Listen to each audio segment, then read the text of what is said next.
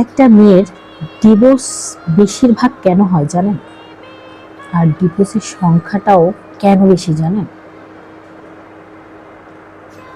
যে কোনো একজন ব্যক্তির কারণে হয়ে যায়। সেটা হয় বৌমা, তা না হলে হয় শাশুড়ি। শাশুড়ি ভালো হলে বৌমা ভালো হয় না, আর বৌমা ভালো হলে শাশুড়ি ভালো হয় না। অনেক শাশুড়িরা সহ্য করতে পারে না যে তার ছেলেটা অন্য মেয়ের পুরোপুরি হয়ে যাচ্ছে, তার থেকে দূরে সরে যাচ্ছে। কিছু কিছু শাশুড়িরা এটা মনে করে যে তার ছেলে পর হয়ে যাচ্ছে, তার ছেলে আর ছেলে থাকবে না।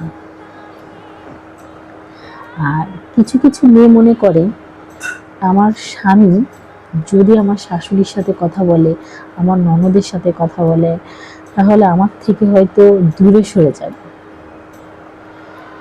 ভুল বোঝাবুঝির কারণে ডিভোর্সটা হয়ে থাকে। দেখেন, সম্পর্কটা জোড়া লাগাতে অনেক সময় লাগে, কিন্তু ভাঙতে গেলে নিমিষে তা শেষ হয়ে যায়।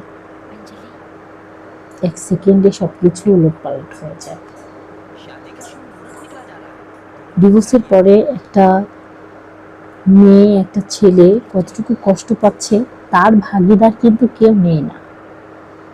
কিন্তু সম্পর্ক ভাঙার জন্য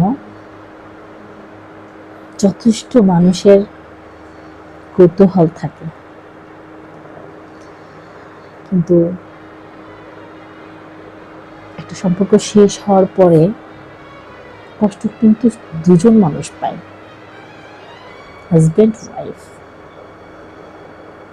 আর কিন্তু কেউ পায় না।